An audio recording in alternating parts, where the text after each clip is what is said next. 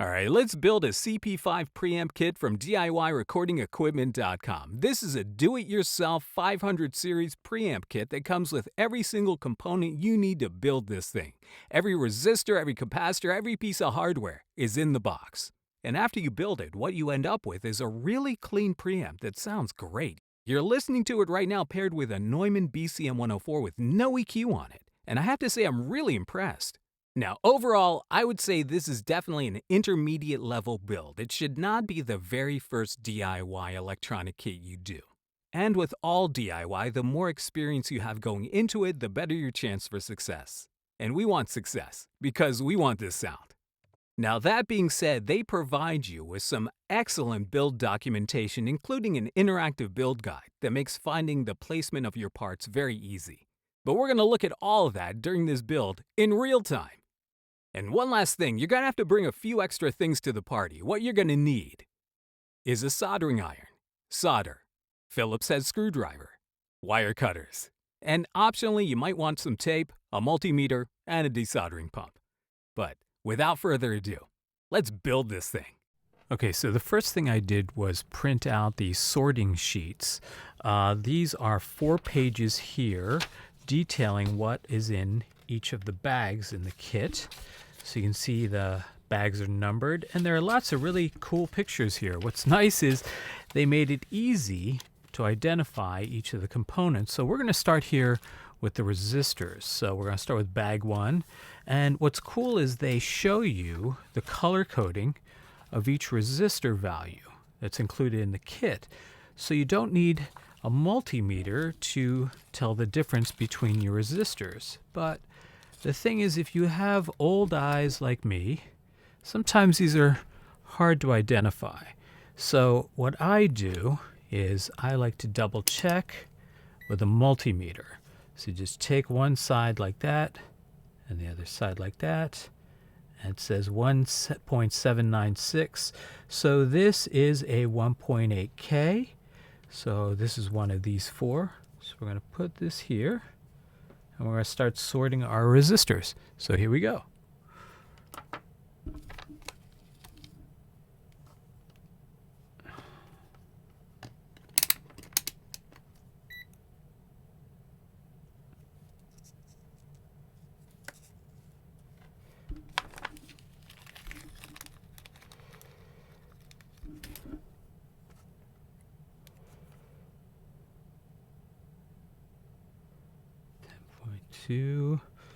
So that's 10R.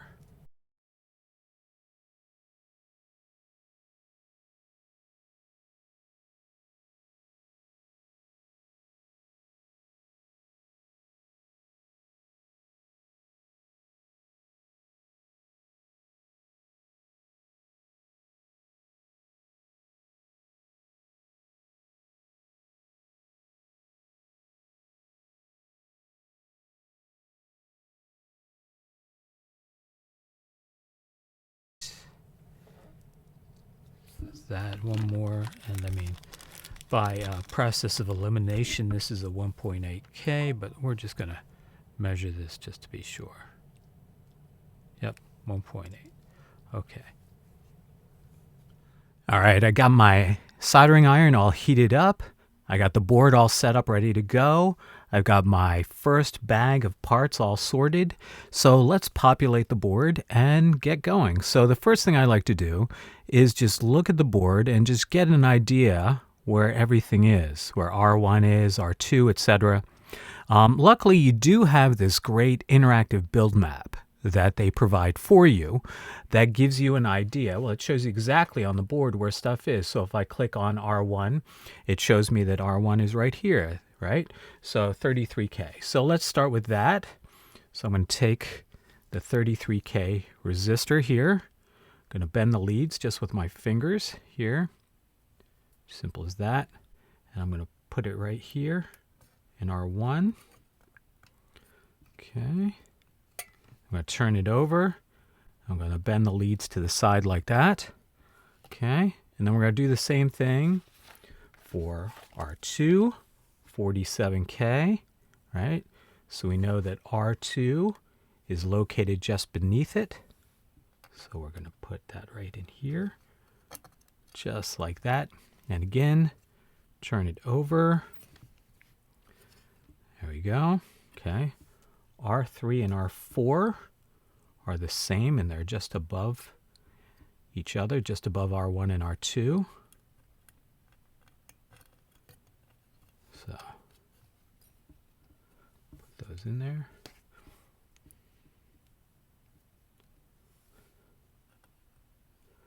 Okay, 6.8K. All right, that looks good. Let's just bend those off to the side. Now, the reason you bend your leads off to the side, okay, R5 and R6. Now, as you can see, R5 and R6 are over here, right? They're both 10.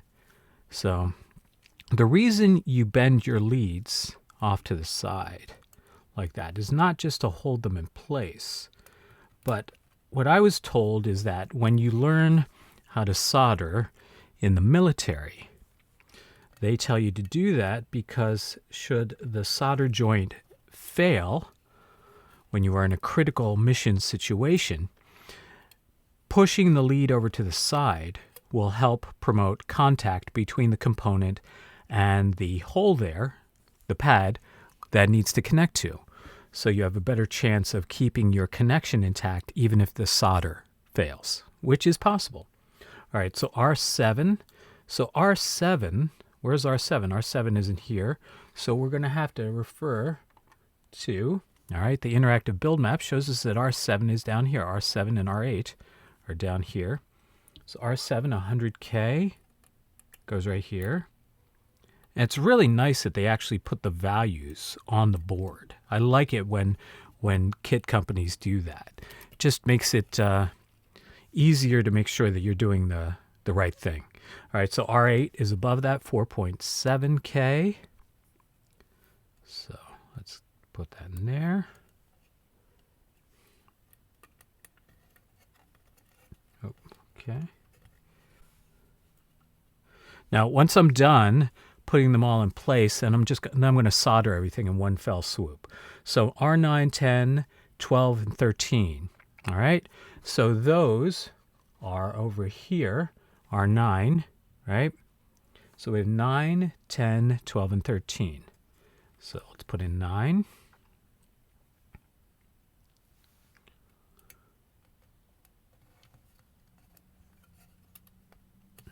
Okay, I'm just going to push those out from under the board.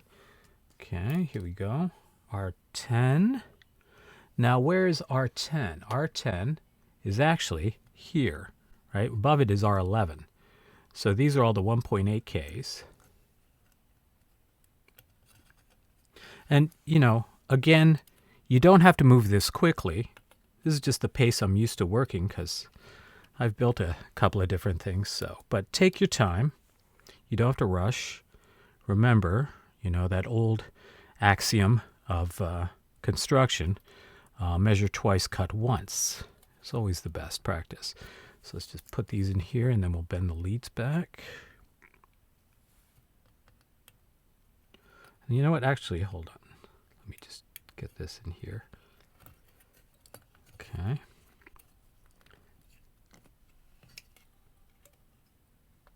Okay, see that? All right. Looks pretty good. Okay, R11 to 20.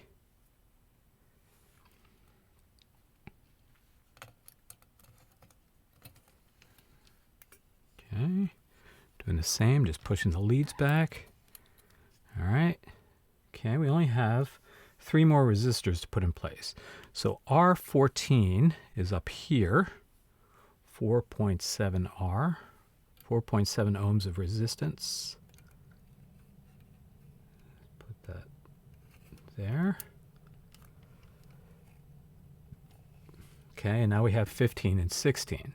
Now 15 and 16 are right here. They're both 3K. So we're going to get those going.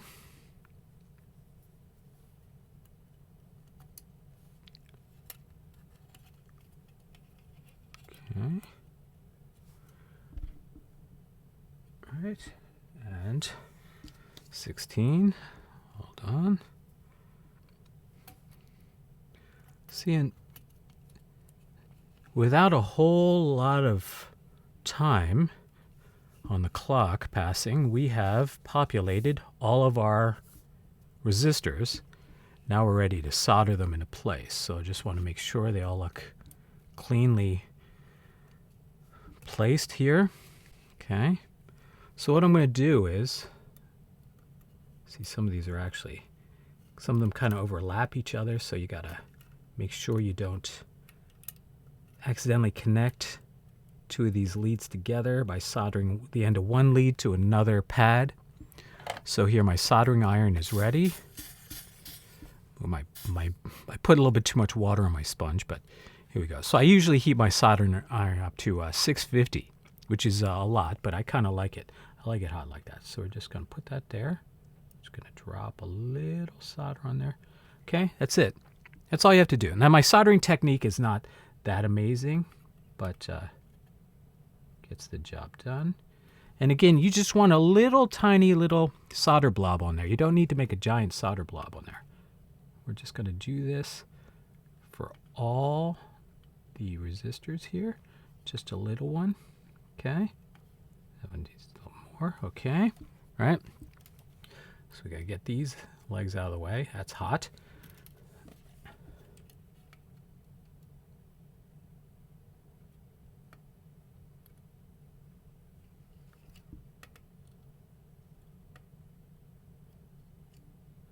And again, you don't have to rush this,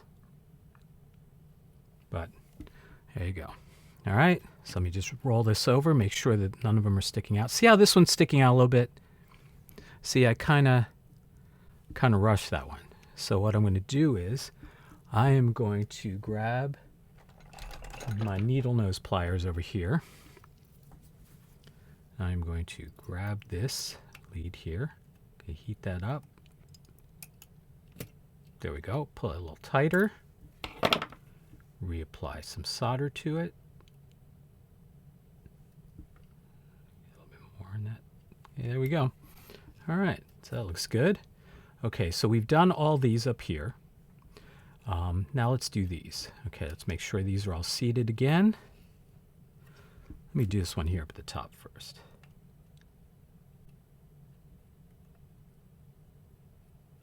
And you can see I'm not putting a ton of solder on there. So let's get these all done.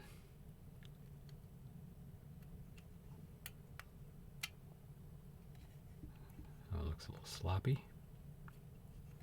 Okay.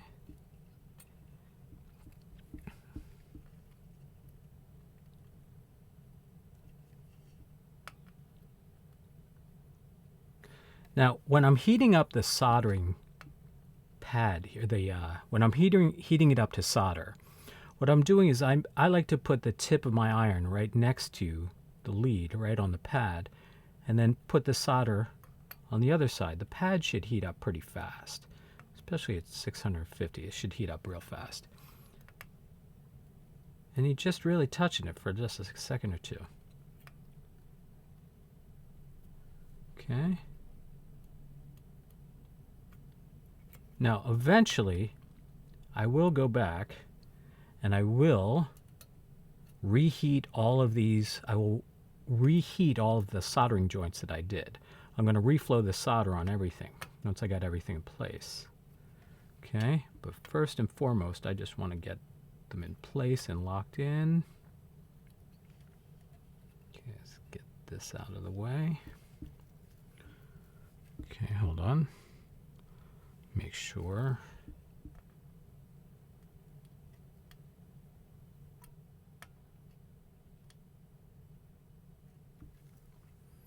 Hold on. Okay, just making sure the video is still on. Okay, now these here, this one I feel like has slipped out of the way. Make sure those are good. Okay. I got all these leads in the way now. I have to cut all those in a second. So just couple more. It's a sloppy one. And there's a little bit of solder here. Break that off. Okay.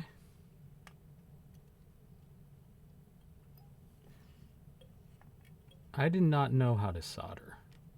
when I first started DIY. And learning to do this opened up a whole new world for me. So now I have them all soldered into place. They all look like they are seated properly. So now what I'm going to do is I am going to find my cutters here. I have these, but I'm going to find my better cutters. Hold on. I have these. I don't like these. Hold on. Oh, here we go. So I'm going to just take these, and I'm going to just start snipping leads here.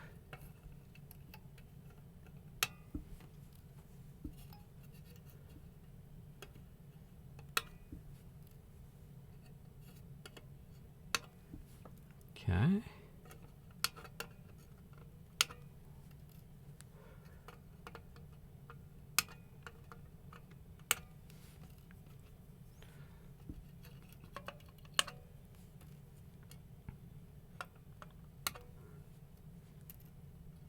Oh, I have another one over here I didn't do. I gotta get these leads out of the way first. Hold on. Forgot about that one.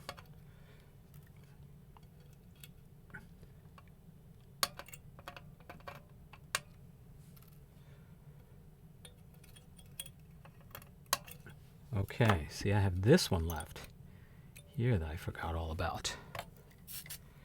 Okay, let's get this one done.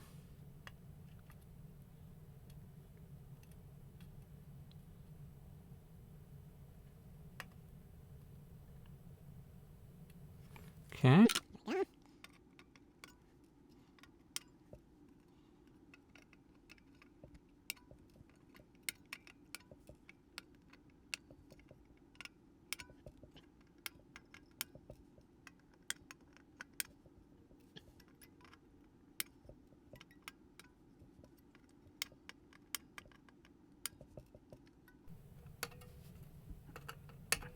Okay, now some of these are a little bit, so you can use a little extra trim on there. Okay. Now I'm just going to go back real quick. All right, I'm going to make sure that looks good. All right, that one looks a little funky. That one could be fixed a little bit, so I'm going to press on the back side of it. There we go. Fix that. Okay, got to do it quick because it's hot. So I'm just going to go back and I'm just going to touch all the solder joints, reflow them, just to make sure that they are nice and clean. So I like to do this. I like to make sure, and also when you reflow your solder joints, you make sure to burn out any possible oxygen or impurities that may get in there, especially like wax from your fingers, dirt, anything that may interfere with a good connection. So really, again, I'm just touching them for like a second because my iron is super hot. Just going to reflow everything. And if you look at it real close, you can see it. When you reflow it, it becomes shiny. The solder becomes shiny for a second. All right, so there we go. We are done. Bag one, just like that. Boom, resistor's done. Right, so now let me just get this cleaned up here. I've got all these clipped leads that I'm just going to put over here. Generally, you don't need them, but you know, sometimes it's good to keep them around until you know that you can throw them away. So we're done with page one. Let's go to page two. Now we're looking at small capacitors, fuses, diodes, and ferrite beads. Okay, this is cool. So let's find bag number 2 in here, which I believe right there. Okay, so bag number 2. So we can sort these pretty quickly because unlike resistors, they don't look identical to each other. So let's see. What we got here is, okay. Oh, so these right here, we got our ferrite beads. These are our self-resetting fuses. You can see with the little squiggly leg there. Okay. Now we have two different kinds of capacitors. We have these long leg ones, which are 470s. Okay, we should have 2 of those. We have 2 1N914 diodes right here. Okay, And then we have a bunch of these 0.1 UF ceramics here. So we have 1, 2, 3, 4, 5, 6 of those.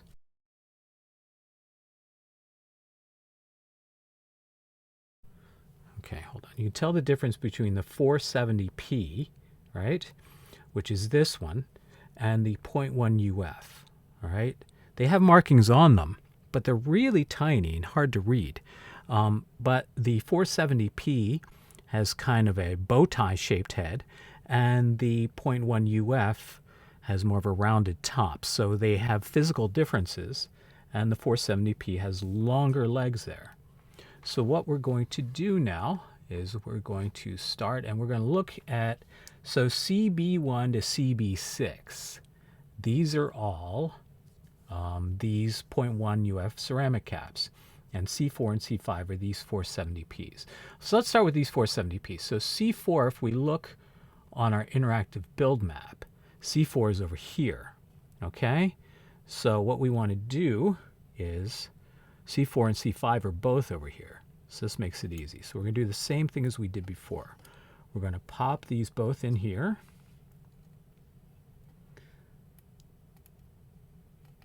Had trouble getting that in there. Okay, hold on. There we go. So these, doesn't matter how you turn them or orient them, they're both the same, right? So again, we're going to fold these legs out to the side. Now this is the way I do it. You may do it a different way. You may have a different way of doing this. This is how I do it. So these we're just going to put in place right here. This is way too wet, by the way. So I over poured my water into the sponge.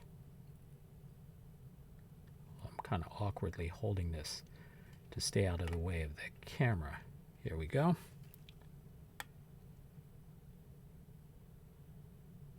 There we go. Let's get this one in here.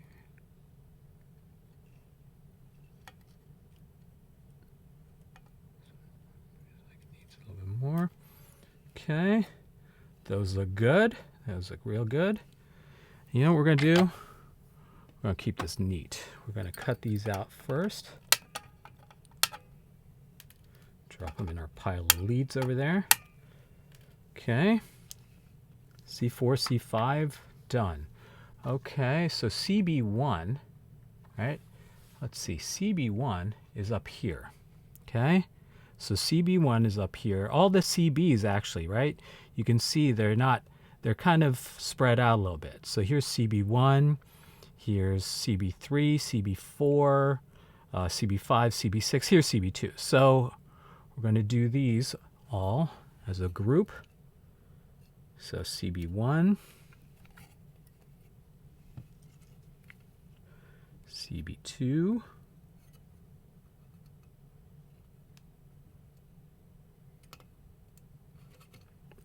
and again, if you use your interactive build guide, that shows you how much of the board you have populated as you go along. So here's CB3. Having this thing, PCB holder for DIY, is really helpful, so that you don't have to lay the board onto like a desktop or something like that. Holds it in place. It makes it easier. So I definitely recommend picking one of these up. I think this one was a cheapie. I think it was like maybe 20 bucks, 25 bucks, but it's worth it. The soldering iron that I use, another not very expensive soldering iron. I got it on Amazon. I think that one was like maybe 30 bucks. No, maybe it was 40 bucks. Soldering station. I like it for two things. One, it has an adjustable temperature, and the other thing is that it also has a auto shut off. So it shuts off after not being used. Like if it's not picked up, it shuts off after not being used, I think for like 15 minutes or something like that, which is good, because my previous soldering iron, I once left the house for several hours and came home and found that I had left it on, and luckily I did not burn the house down. So after that, I went and I bought myself a new soldering iron. So let's get these done here. Okay.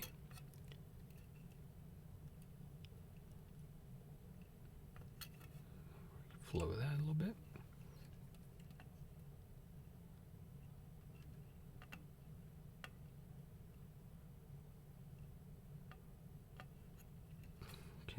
to make sure. It's hard to see, but I have actually connected these two. There we go. So sometimes when the pads are close to each other, it's easy to sometimes get solder that bridges the gap between that space. And you don't want to do it. It's hard to see. But when that happens, you just take your soldering iron and you just run it in between them until you're sure there's no space between them. That is, well, ensure that there is space between them and that they're not bridged together. Because if they're bridged together, your stuff may not work. That's a little bit too much solder on that one. Okay, but that's okay. Again, we are moving a little bit faster just for time. I would suggest you take your time. Let's see. Okay, hold on.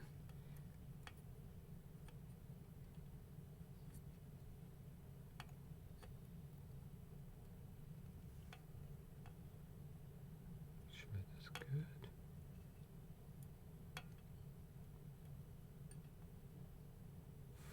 All right, so there's that. Let's clip these.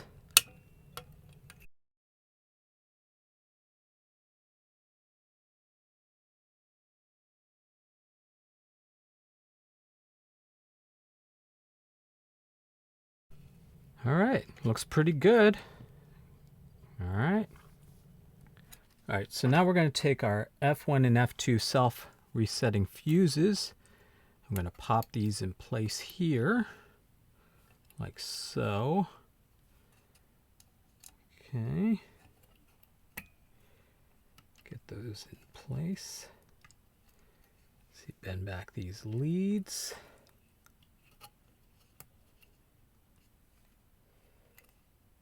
Okay.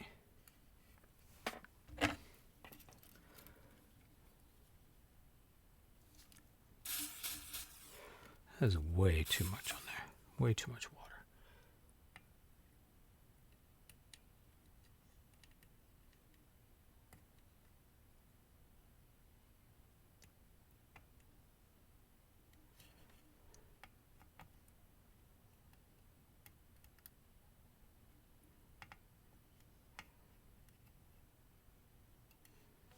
Okay. Looks a little sloppy. Let's get those leads cut. Okay, oh, they're a little bit off center.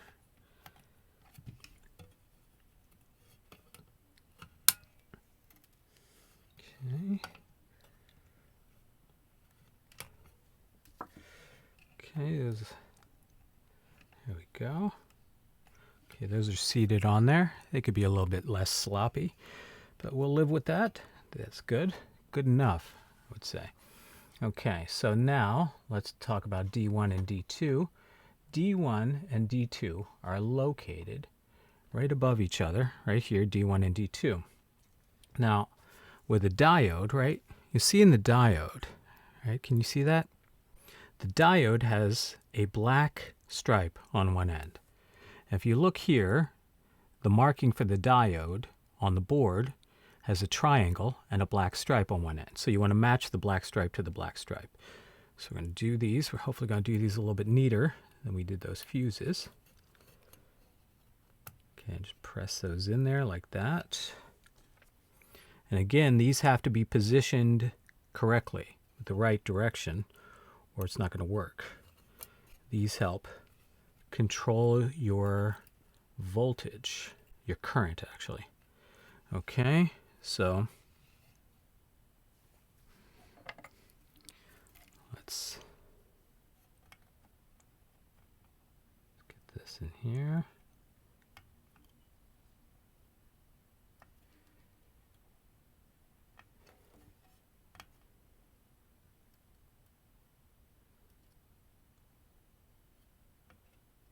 Sloppy. Getting enough on there. Okay. There we go. Turn that over. Looks good. Trim those leads.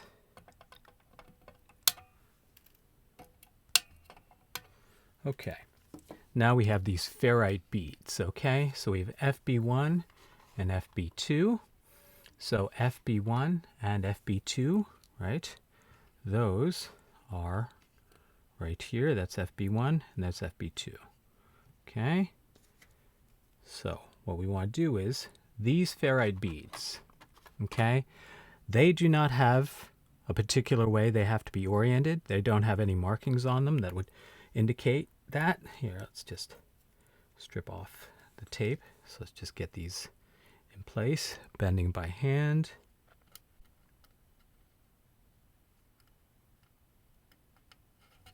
Okay, boom.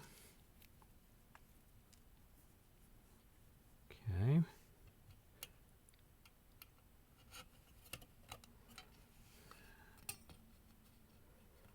Bending the leads over.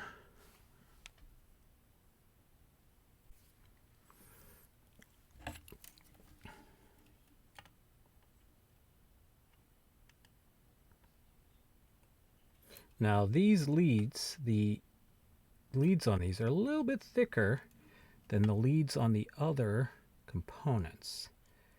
So you may have to heat the soldering, you may have to heat the pad up just a tiny bit longer, like a second longer, because the thicker lead has more thermal resistance. Okay, so there we go. Let's get these cut off.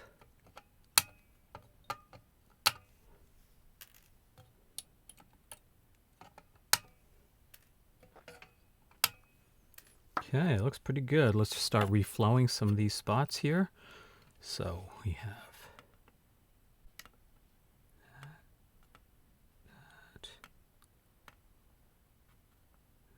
that.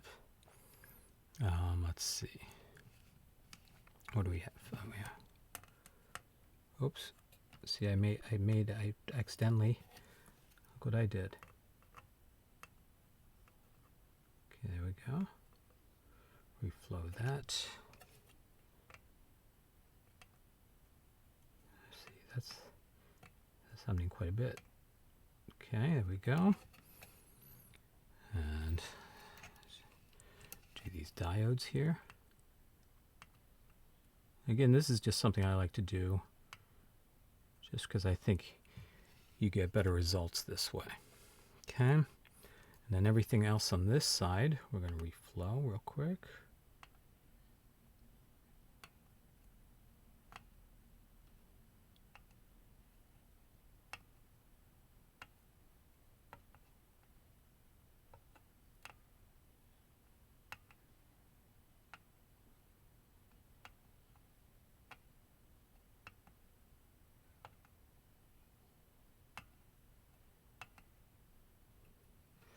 Okay, it looks pretty good. So that is bag number 2. So bag number 3 has IC sockets, CM1 color socket, and diode bridges. Okay, so these we want to make sure are all oriented properly. So let's take these parts out of bag number 3 here. They're all seated on a piece of foam here. Okay, see that? So I'm just going to leave these actually on here. So first and foremost, right, the diode bridges.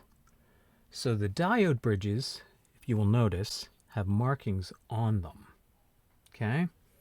So the diode bridges here on the board, let's see.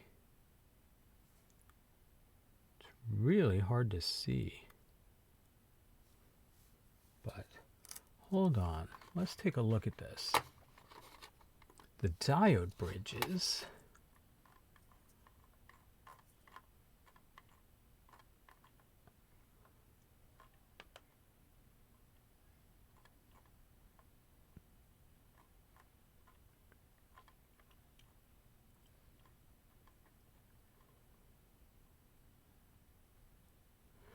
okay. All right, so the diode bridges here, it's kind of hard to see. There are markings on here, right?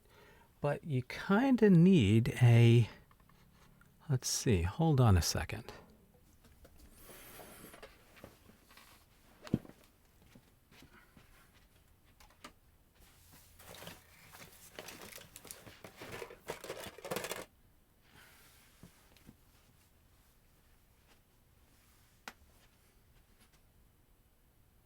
Okay, I had to get my magnifying glass to see it, but on the diode bridges themselves are the same markings. I had to get my magnifying glass out to see it, but on the diode bridges themselves are the same markings that you can see here. They're just very faint. So what I'm going to do is, looking at that, I'm going to orient this in exactly the same way. Okay, just double check that. That is correct. Okay, we're going to do the same thing with this one. Okay, the other diode bridge goes right here, except see that it's actually oriented opposite this one. See, the square hole right here is for where the plus sign goes. So here, again, double checking with that, the plus is right there. So again, measure twice, cut once. So those are in place. Now with little ICs like this, you can bend the little legs once you have it in place. That way it stays. Okay. Now we're going to solder this in place here.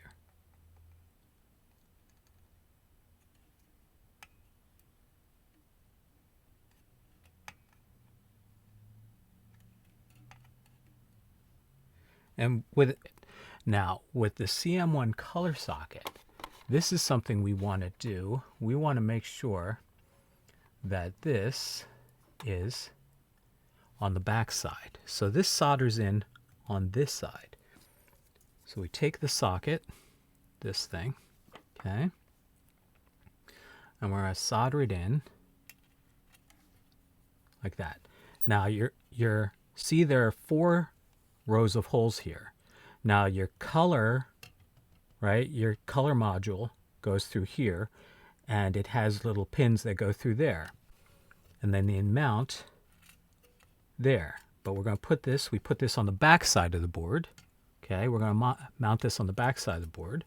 I'm going to take these legs, I'm going to kind of just push them up like that. And the thing is, when you have like sockets like this, when you have ICs like this, you don't have to clip the legs off when you're done.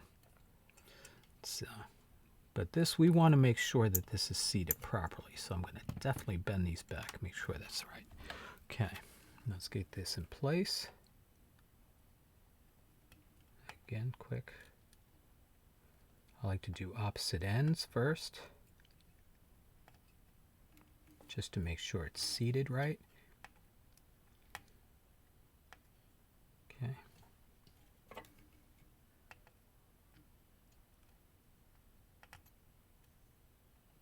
Okay. Boom.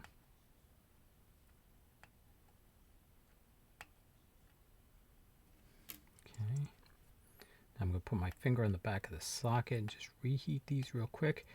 Make sure that the socket is flush to the board, which it is. So success. Now you can also, if you want, you could solder it in on this side. You know, you can always solder it in on the pin side up. Okay, that is an option. Now we're going to do our IC sockets. Okay, so what we have here are 3 IC sockets. Okay, they're for these chips here. Okay, U1, U2, U3. So what we're going to do is we're going to make sure, see how each one of these little graphics here has a notch on it, just like your socket. So you want to make sure that the notch lines up with the notch on the artwork here. Okay, so again, these pins don't really, so I'm going to have to, okay, so this is a trick here. If you can't get those pins to bend so it stays in place, what you often have to do, right, so if I do like that, it's going to fall out. So I'm going to have to do something here to hold this in place. All right, hold on 1 second. I'll be right back. Okay, so what you can do is get a little piece of tape, right? And just put this little piece of tape over the top like that. Just like that. Real light. Holds it in place. Okay. And we're going to do opposite ends. We don't want the tape on there too long. Because, you know, depending on what kind of tape it is, it might leave residue. So we're just going to do opposite ends first. Okay. And now I can take this tape off. I'm going to save this piece of tape for use on the other pins and the other sockets. So let's just get these done. Again, these will solder real fast because the gold contact on there will conduct heat very quickly. Oh, there we go. Oh, stuck. There we go. All right, so that's in there. Looks good. All right, let's do the next one. And we're going to do the same thing for these. Okay, I'm going to take my piece of tape. Doesn't matter how you put the tape on it, just make sure that it's seated flat in there. And again, roll it over.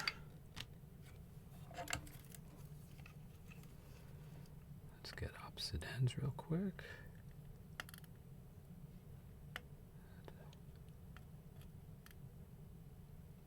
Okay.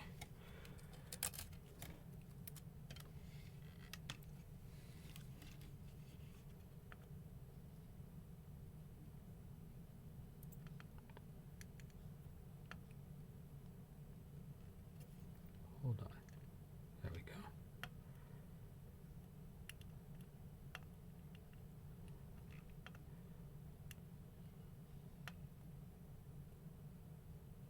Okay. Pretty good. Let's get. All right. Looks good. Okay. One more socket. And again, we want to make sure the notch is lined up here. U3. Let's get our handy dandy tape on there. Make sure that's seated nice and flat. Okay, hold on. All right.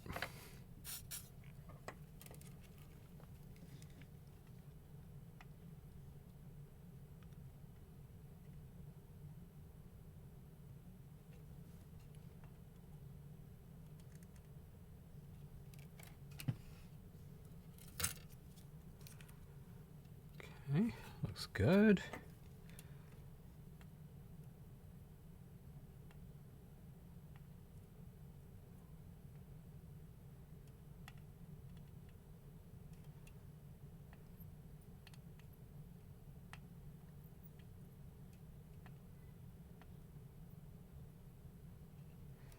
Okay, so again, we're just going to go back. We're going to reflow everything real quick. Just touch everything, touch all my solder points again.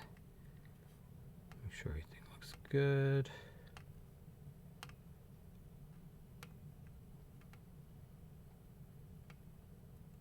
Okay, and then this one.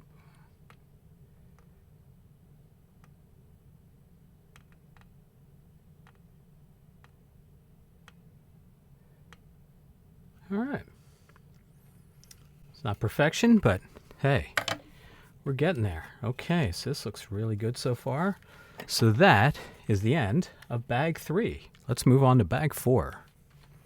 All right, gonna take a quick break. Have my coconut water. All right, can't live without it. All right, that is not a coconut water sponsorship. I just love my coconut water. So let us move on to bag number 4. Here we go. We're on page 3.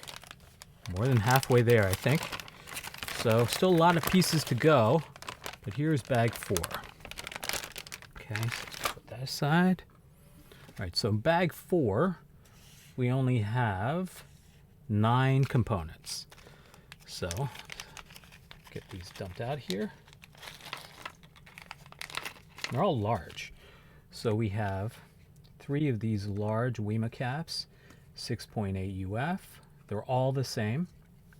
Then here, if you can look on the side. It tells you what this is. Now, the rest of these capacitors, right, these are all electrolytic capacitors. Okay? Now, electrolytic capacitors, you'll notice two things about them. One is that one side has a stripe on it. All electrolytic capacitors are like that.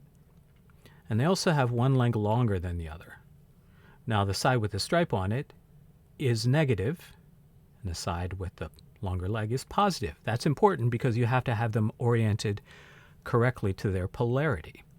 Now, what I'm going to do is I'm going to put these down here first. Okay, sort these. So the 3300 is there. I'm going to roll away.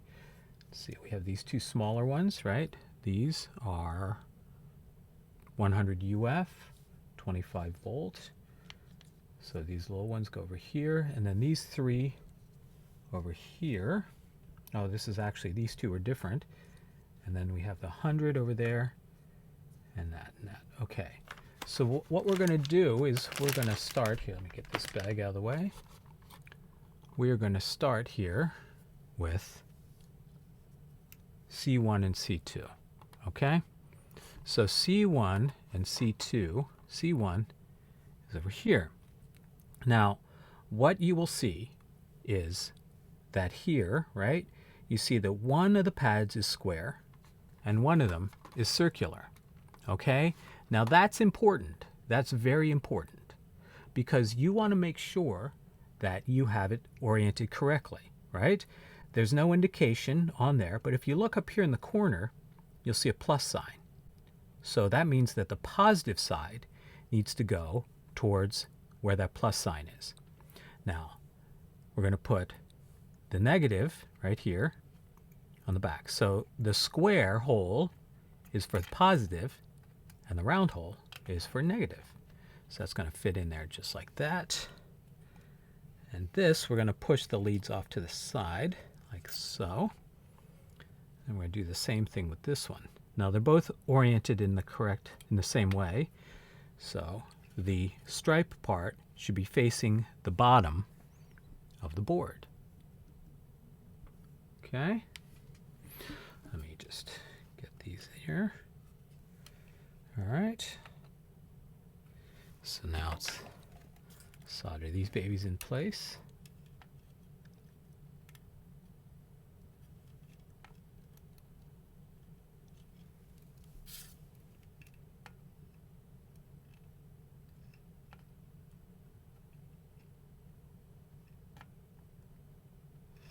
All right. There we go. Let's cut these. Cut the legs off.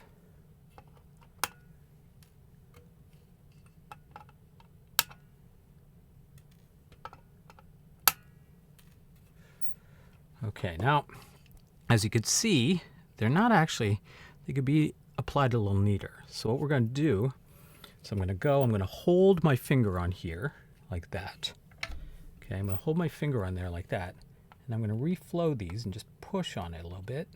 Okay, we'll do that with both of them. Okay, and now they're seated a little bit better. Okay, that we can accept. All right, C3 here. Now C3 is down here, and again, we have a plus sign, we have the minus sign, the square hole, and the round hole, right? So on the square pad, we're going to go positive, the longer leg. Okay, get that in there.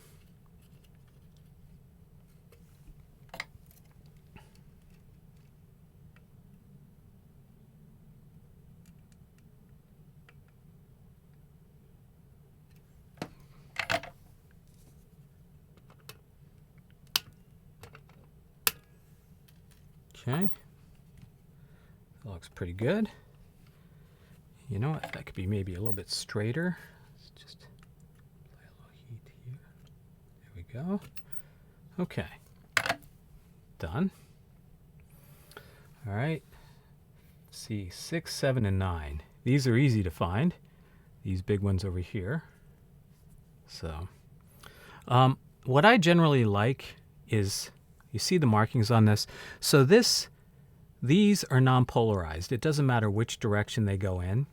But something like this, I always like to try and put it so you can see the printing.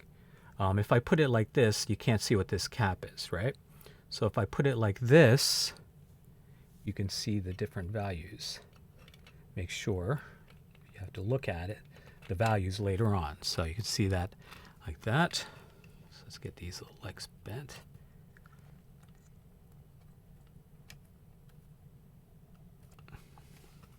Okay, let's do 9 while we're in place here.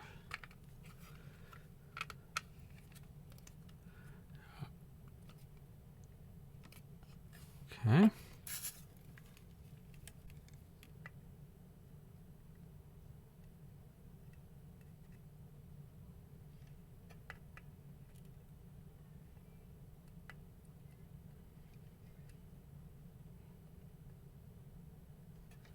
There we go.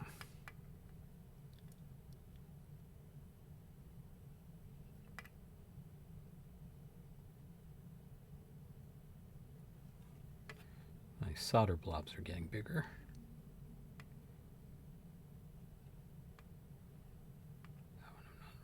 Okay, hold on.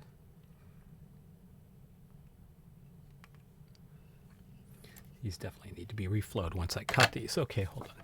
Let's cut these a little tiny. Now these little ones, just put your hand over them because they will pop out.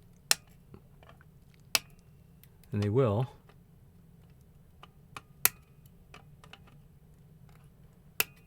They might jump up and hit you in the face.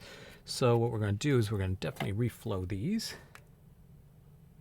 All right. Look a little ugly. Okay, not bad.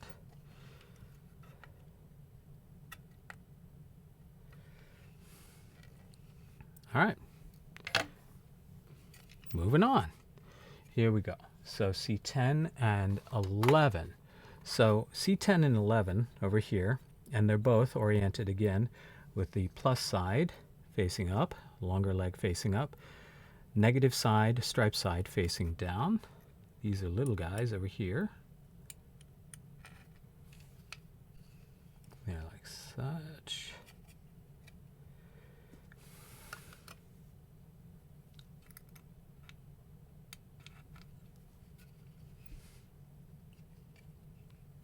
Okay.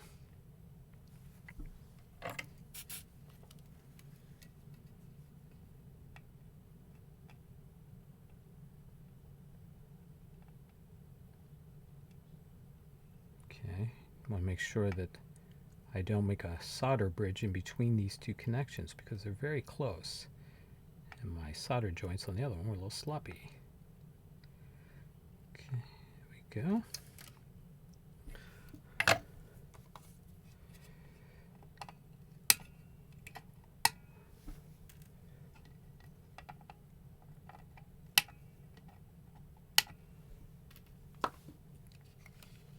Okay, there we go. Looks good. All right, one more in bag 4. That's C8. This 3300. Just goes here. And again, positive side, longer leg up. And the shorter leg facing down.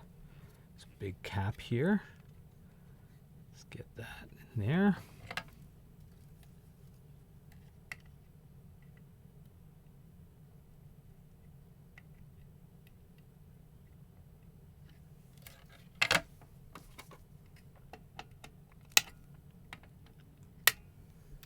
Okay.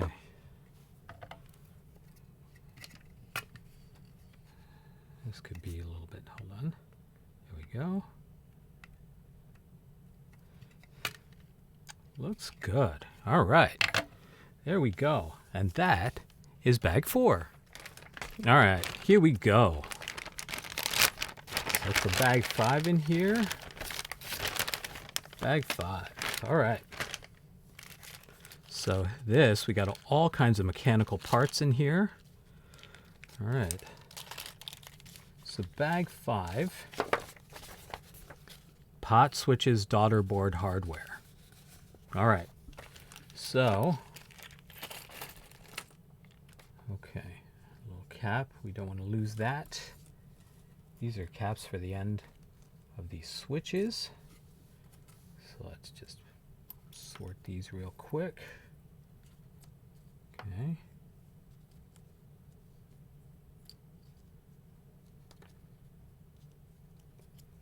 We got our 12-pin sockets there. Just check, make sure we're good. Okay. We have two potentiometers here. All right. So what, if you could see, right? One of them says 1K on it. The other one says 20K on it.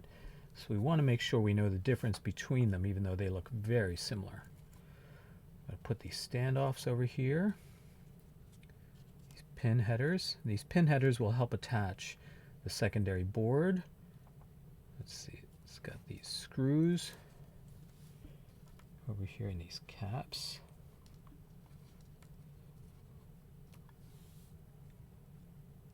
And then these brackets. Okay. So what we're going to do first things first is let's do the brackets first. So you can see brackets, right? Over here. So what we want to do is, you see the hole here on the back? Okay?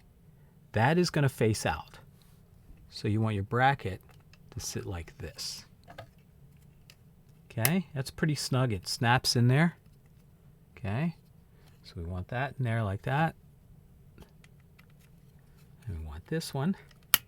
Press it until it snaps. Now we're going to solder these into place. Okay. Actually, we only have to solder the one here into place.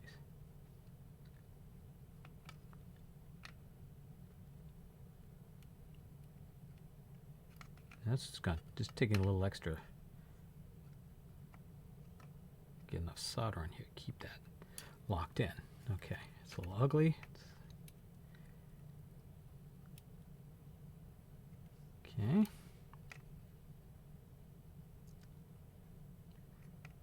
This piece's thermal resistance is greater than that of a leg component. So just going to put a bunch of solder on there. Keep it in there. All right, we are good. And if you notice, the other pads, the other holes, do not have a soldering pad on it. So you do not have to add solder there. It wouldn't stick anyway. All right, so we got our brackets in place. I like that.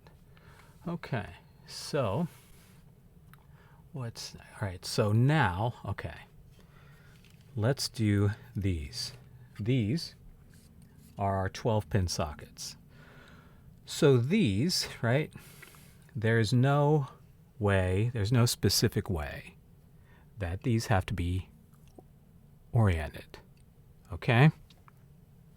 So we're just gonna pop that in like that. We're gonna use our handy dandy tape to tape that in place, okay, like such. We want that to be as much of a 90-degree angle, okay? We want it perpendicular to the board as much as possible. So again, these pins here are not necessarily bendable. So I'm going to try to lock this in place fast.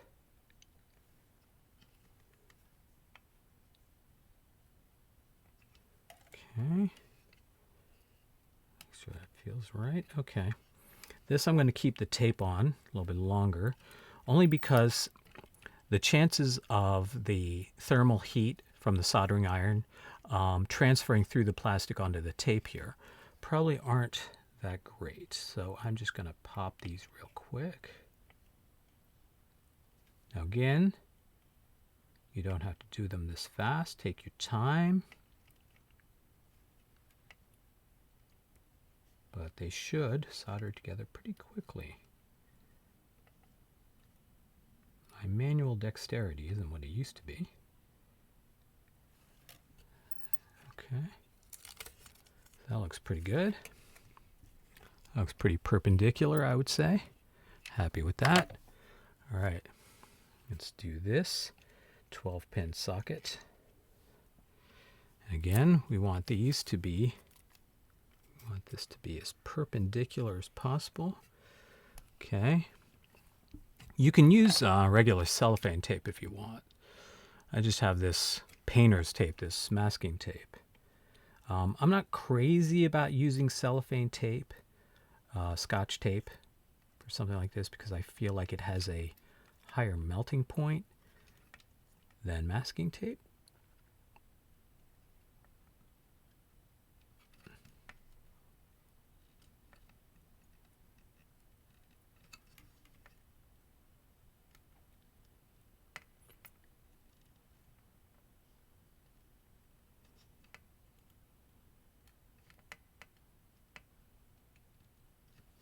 Okay, looks pretty good.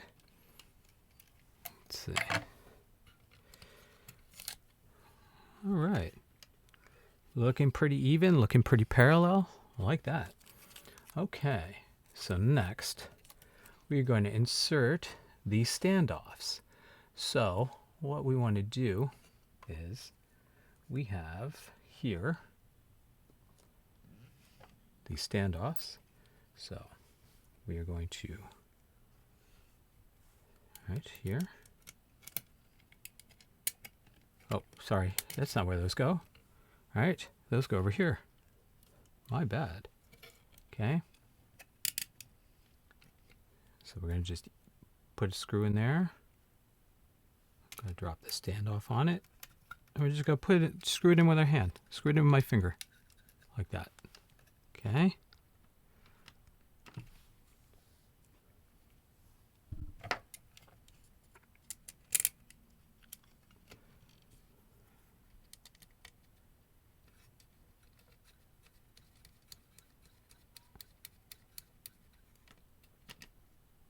Give that a good tightening with my finger. Okay, there we go. And now we're going to, let's see. Oh, let's put these standoffs in here. So these, okay. Now we got the standoffs in here. We're going to put the headers in here. Now you notice there, the headers, there's a long side and a short side. So we want the short side up. Okay, just gonna put those in there like so. They don't have to be all the way in flush yet. Okay, so like that. Right, and now let's do the potentiometers. Okay, so we have our two, we have VR1 and we have VR2. So where do these go, right? The potentiometer here, VR1, goes up here. Right? VR1 is this. VR1 is your 1K. Okay? VR2 is your 20K. Got it? So VR1, 1K, right? See, it says C1K on there. So we're going to put that in there like such. Okay, now this, we also want to tape into place. Get that in right. So we're going to hold that in there. A little bit of tape. Okay, hold on. Let me just make sure. Okay. I'm just double checking.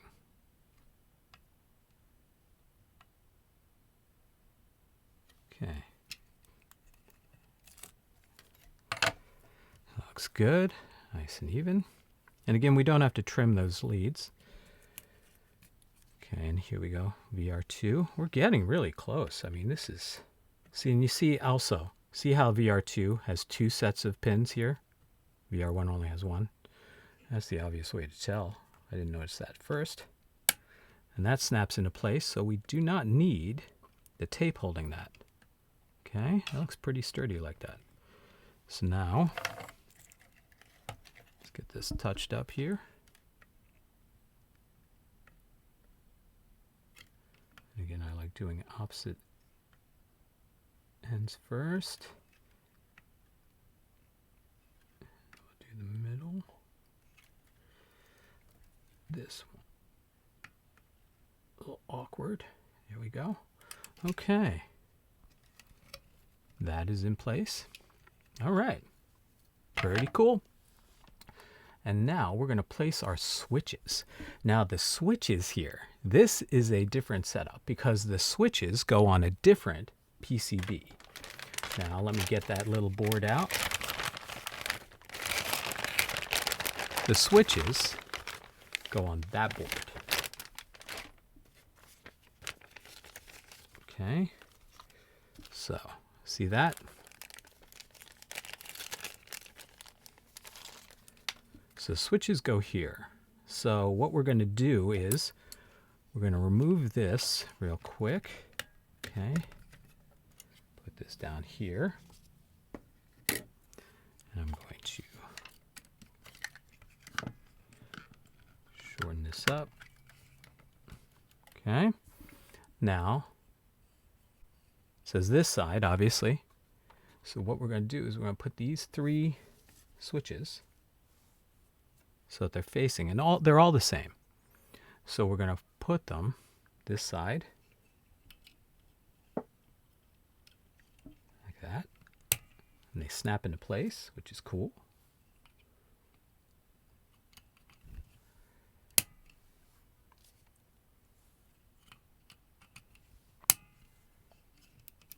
Okay, like that.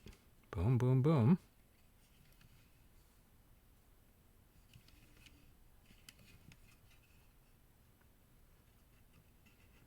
Okay. Now, with this, you can bend the switch leads if you want, but they are snapped into place here. So you don't have to, all right? So we're going to do these 3 first, and there's a 4th one that goes here.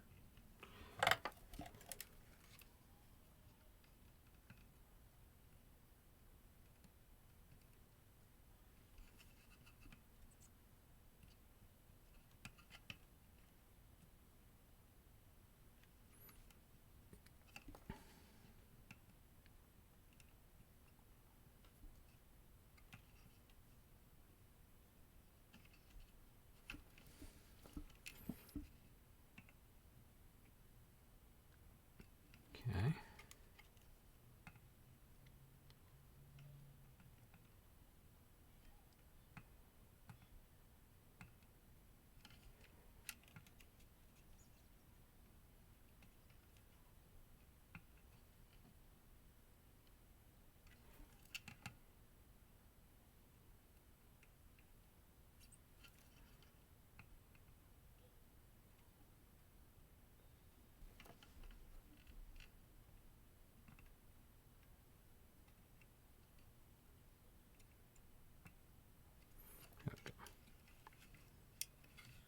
Okay, looking good, looking good.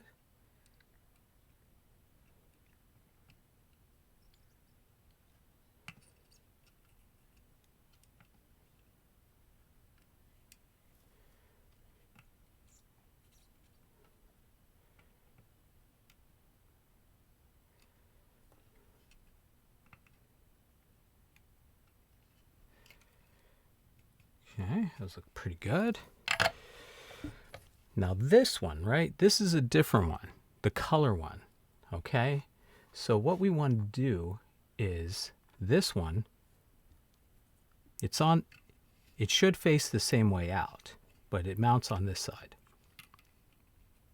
This is the switch to turn on and off, whether you're using color. So here, let's get that in there.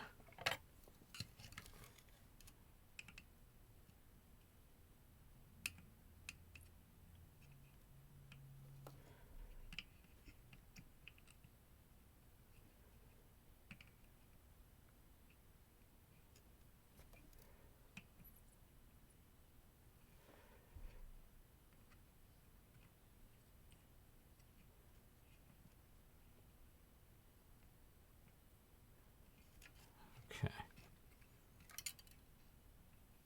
See that actually, hold on, let me fix that. I feel like that's not seated properly. Oh, it is. All right, that looks good. Okay, so we got our switches here. Pretty cool. All right, So now we are going to put this here. I think, you know what? I don't think we really need to trim these leads, to be perfectly honest with you. So let's get this out. Let's get this board back in. Okay.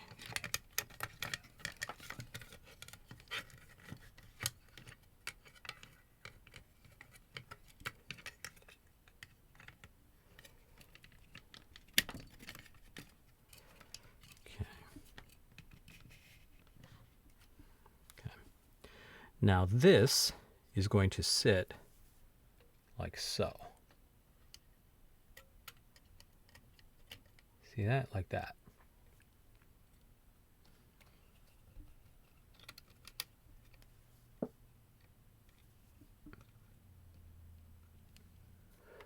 Okay. Now, what we want to do is we want to get that in there. Hold on.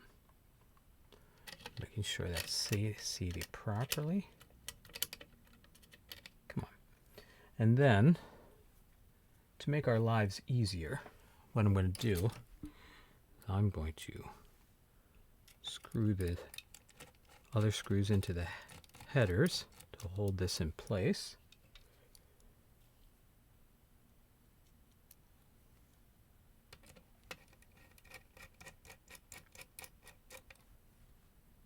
Okay.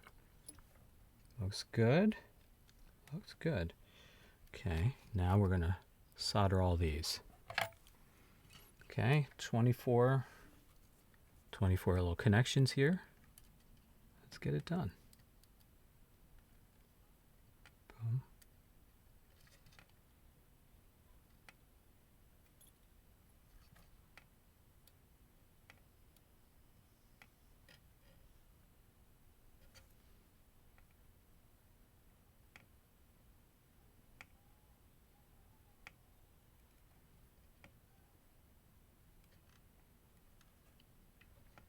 Some of these look a little weird. I'll go back and reflow all that in a sec.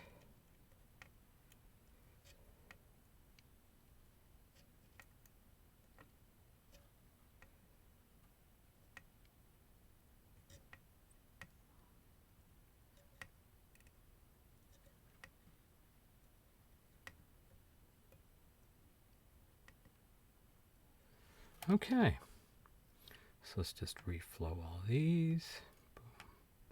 Oops, see, we made a connection between these. That's bad. Okay, now I just did that one. That is something you definitely don't want to do. I'm making this worse. Hold on.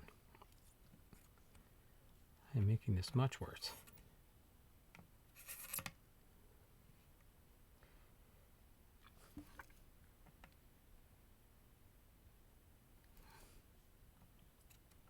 Okay, there we go. Let's get the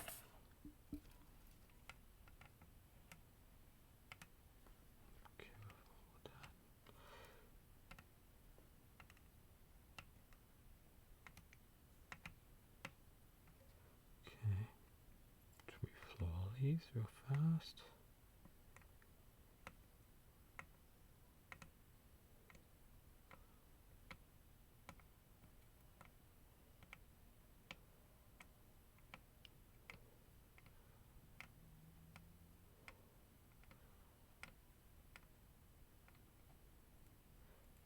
Okay, looks pretty good. None of these are connected. I was afraid of that. So now that we have our headers in place, let's just make sure that the bottom side screws are tight. Okay, that feels pretty good. Look at that. And let's put these switch caps on here. Let me take this off here. So the switch caps, these just pop on here. So you can see there's like a square hole. Matches the square size here. Well, let me do it the other side. So these will press these in. like that. Okay. So it just needs a little pressure on there.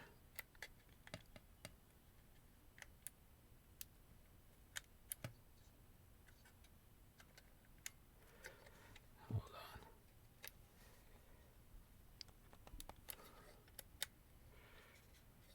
Okay. Yeah, you know, always afraid to break these things. But got to make sure you align that square hole with the square peg.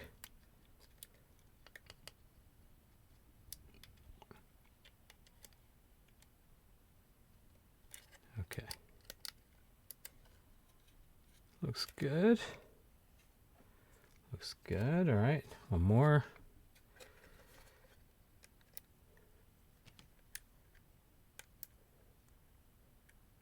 Hold on. Is that right? There we go. All right. All right. Looking pretty good here. So that is bag 5. All right. Let's put that down for a sec. Okay. Here we go. Last page. All right. Bag 6. Bag 6 here. We have a few little pieces. So let's get this sorted out here real quick. We're also going to need the front plate, the front panel. So inside here, we have knobs and washers. These are nice knobs, actually. All right. Knobs, washers, and nuts. We have an LED lens. We have an RGB LED. We have a red LED, and we have front panel screws. Okay. So what we need to do first here is we need to attach the front panel. So let's move this out of the way for a moment. Let's move this out of the way. Okay, so what we need is the front panel out of this bag. And they give you, it's a really nice, look at that. Nice. So they give you a little hex wrench to attach the front panel screws. So what we're going to do is we're going to line this up here. So you see the front panel screws will go into here and here through these holes. So we're going to just feed all this through here and hope that fits. There we go. Look at that. Pretty cool. Okay. So there you go. Ah, look at that. It's starting to look almost done. So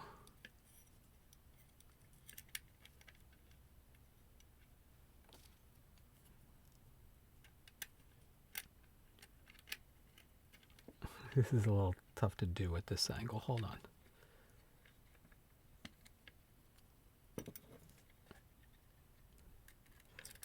It's hard to do in the angle I have the camera in front of me, so hold on.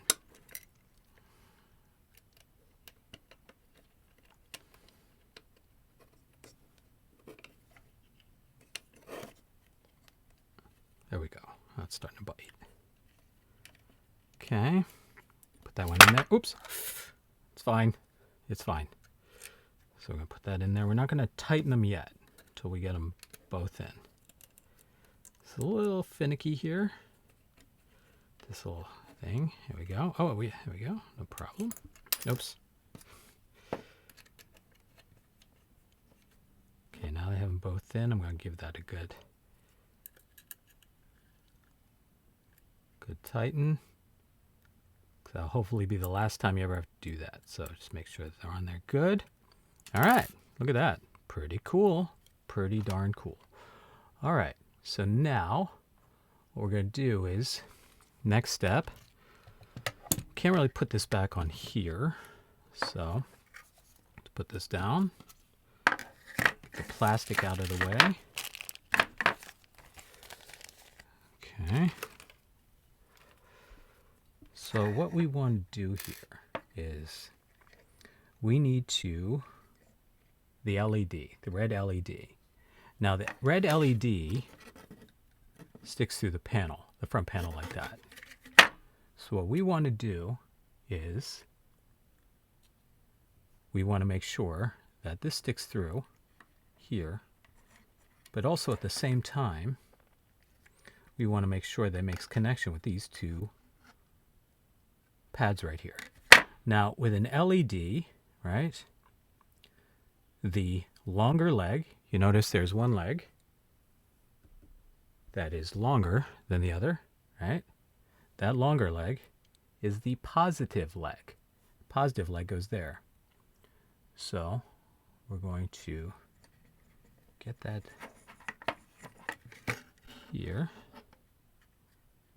That's supposed to stick, that's supposed to go in that hole.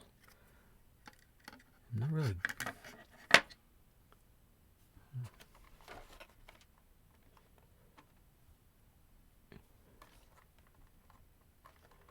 You know what? Hold on. I think I need to loosen this up a little bit. Make sure that works. I think I tightened this up prematurely.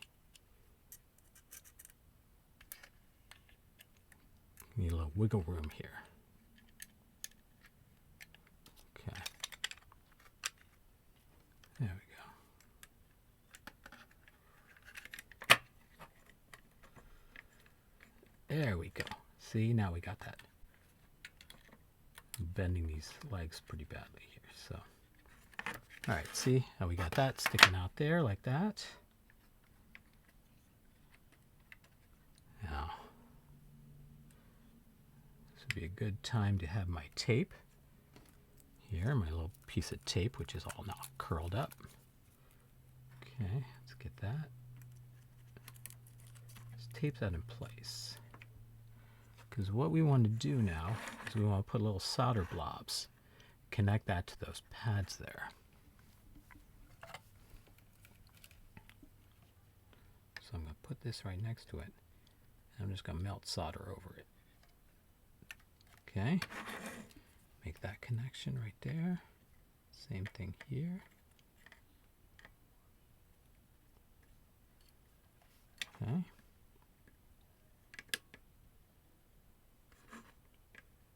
Make sure that there's enough solder on it to have connected to that pad. That looks pretty good, I think. All right, there we go. Let's take that off. Okay, now we need to trim these super long leads here. Oops. That'll probably step on at some point.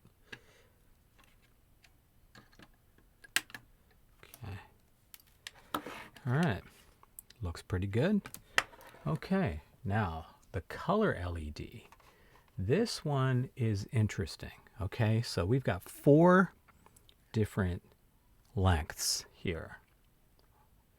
So what we want to do is the long lead here, right? The second from last one. The long lead here, this one, right? Can you see it? I don't know. Make sure the light is weird here. So the long lead, the longest lead, is your negative. Okay, and it says negative here. Right on the board, you can see R, negative, G, and B. So we want to flip it like that. It's the second one.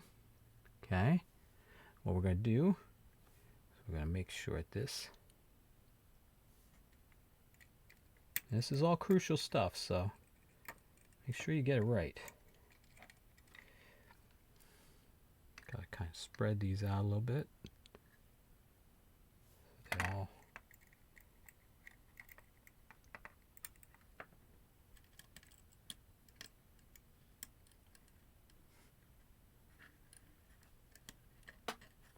there we go. Okay. So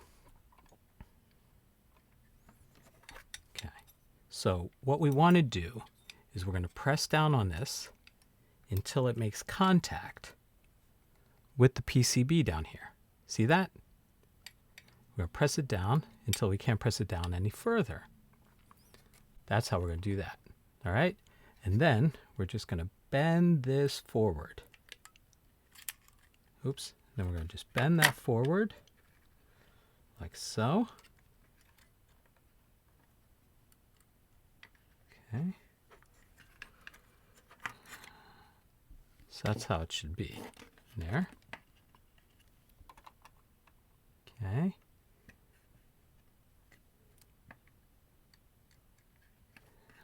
Now, to sit in place like that. It's a little difficult.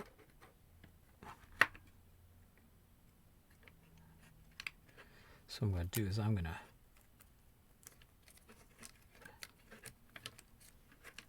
tape that in place like that real quick.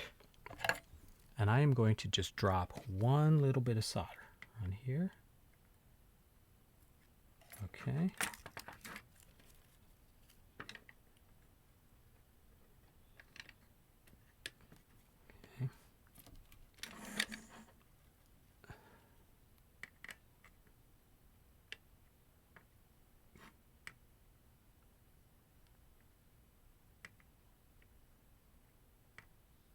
Okay, like that.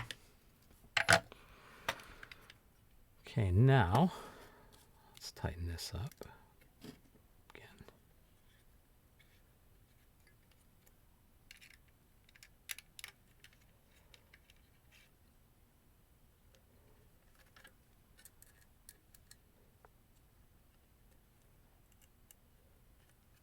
All right, you can see the bulb there, you can see that there. Now we just got to get in here. This is where we gotta trim these leads in here. Can you see that?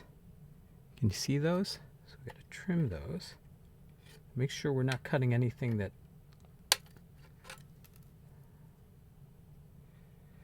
Okay.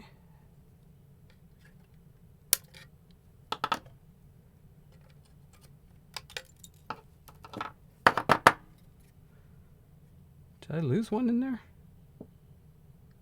Okay, that looks good. I don't know where the other two went, but they're not in there.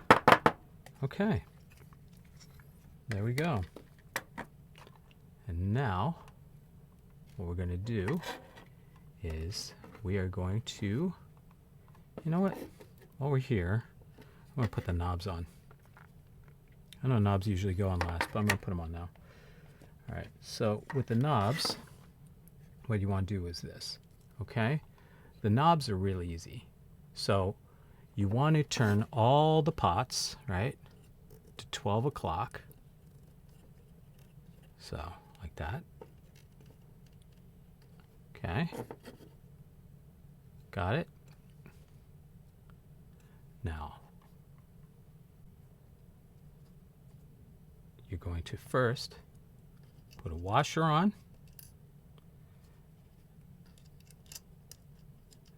And the nut. Okay. Just tighten them by hand.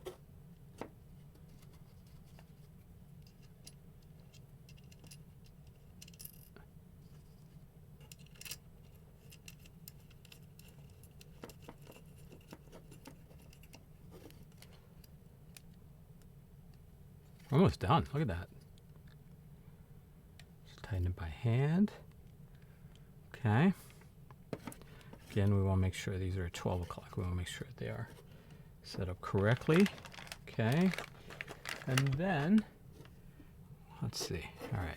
You know, honestly, if you do have a, where'd my needle nose go? Can't find my needle nose. Oh, here we go. It's a mess here right now. So I'm just going to take that.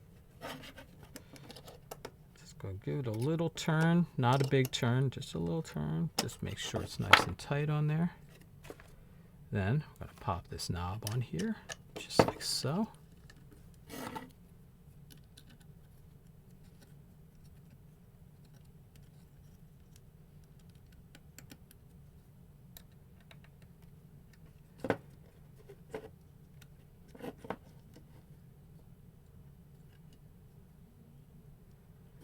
Picky about this.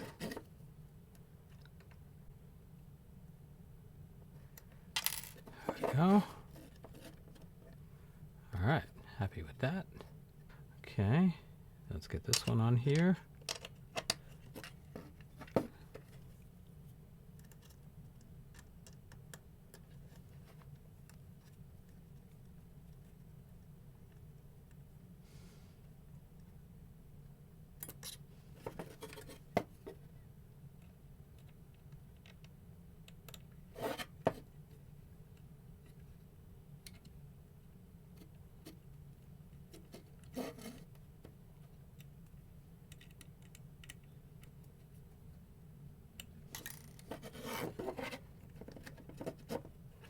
Perfect. Perfect. All right, can you believe it? We are actually almost done. This is crazy. There's only one more bag left in here. And that bag are our chips.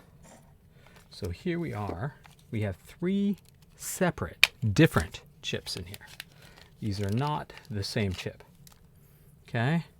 So, while they are not really easy to read, where is my magnifying glass?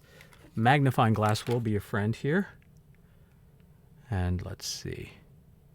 So, what we have here is the first chip that we want is that 1512. Okay. So that 1512U1 is this chip here. Okay, we want to make sure that goes into U1, which is this spot here. Now, what you will notice with chips, now chips are very, very delicate. Okay, so hopefully your hands are clean. And what you'll also notice is that the legs are often spaced out in a way that is wider than the socket. So you generally have to just take them between your thumb and forefinger and kind of exert a little bit of pressure, but not a lot. Try not to bend the legs too much, because if you snap the legs off of this, you are going to have to replace that chip. So want them so that they sit a little bit more parallel, like that. And then see there's a notch on the top of the chip. That notch corresponds with the notch that's there. So we are going to insert this like so into here. So you see I've got good connection in there. Press that, snaps right in. No soldering required. All right, that's our first chip. Okay, now we go to chip U2, which is the NE5532 op amp.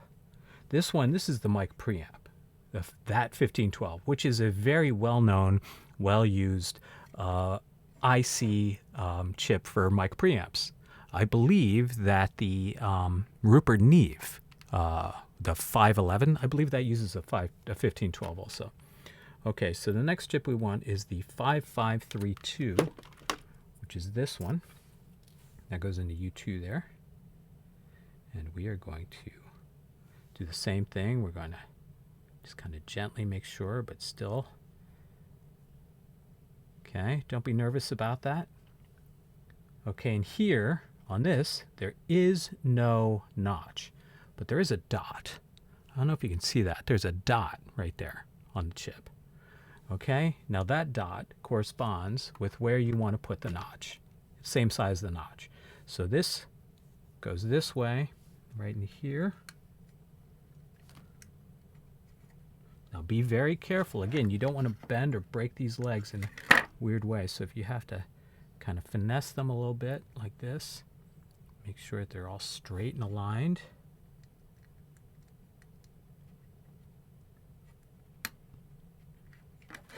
Okay, looks pretty good. Looks good. Looks like they're all in place. Push that in. Okay, success. One more, and we are done. One more here. Okay, so obviously, right here, this is our line driver, DRV134. And again, there's no notch, but there is a dot. Okay? So, I take it, gently kind of squeeze the legs together like that. This always gives me a pucker factor here. Okay, I'm going to line that up with the notch. And the notch on this is facing that way. So we want this hole, or this dot, facing that way. Okay, last one.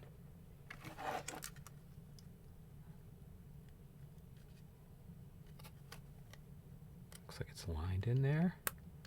And boom. And that, ladies and gentlemen, is how you assemble a CP5. Now, let's plug it in and see if it works. So I forgot to put the LED lens over the top of the RGB, the color LED space right here, but that's an easy fix. You just pop that right on. And overall, I have to say that this build was awesome. The documentation was really easy to follow. Everything is really well marked. I love the fact that all the parts are really kind of sorted out in little sections for you. So I was able to build this thing a little bit quicker than I thought I would. But, again, don't rush. Take your time. If you have to take a couple of days to do it, do it. But I'm really, really pleased. Overall, I couldn't be more pleased with the CP5 preamp from DIYRecordingEquipment.com. Now go check it out. It currently sells for $200, which is an absolute bargain for a preamp that sounds this good. And as much fun as I had just building it was well worth the price of admission right there. But thank you to DIYRecordingEquipment.com. Thank you to Peterson for providing this kit for me for evaluation and to build this on camera. So tell me what you think of the CP5 kit from DIYRecordingEquipment.com. All right? Until next time, this is Mark Yoshimoto Nemkov, fading to black.